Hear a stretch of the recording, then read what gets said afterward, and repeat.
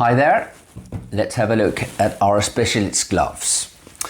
Let me start a completely different place with me personally, my preference, because I am not very fond of using gloves when fishing because I think they're simply too clumsy to wear.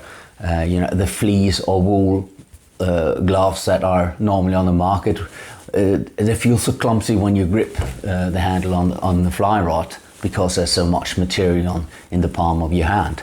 So I don't really like to use gloves. The only type of glove I have been able to use with comfort is the type you use in the tropics, these very thin UV protective gloves. So I had an idea that why not build a winter glove on one of these UV gloves. So we did, and this is the result.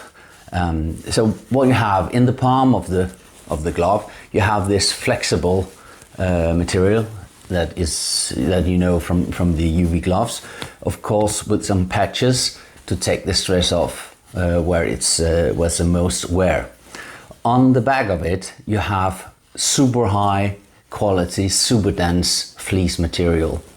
It is so dense, so it's windproof, and at the same time, it doesn't absorb water that well, meaning if you gets wet, you can just squeeze the water out of it, or even, like beating it, so you can get it almost dry and it can keep you warm. If you're trying to put them on, then you can see the full trigger bit. Take a look. They're just sitting so tight to the hand because the palm is elastic and the back is just following your hand so naturally, and it really keeps you warm. And it is on this part of the hand, on the outside, that it's the most important that you keep warm, because this is where you have all the blood vessels. It's on the top of your hand, and it's the top of the hand that is turned upside to where you have wind and maybe rain or even snow. So it really does the trick, this here.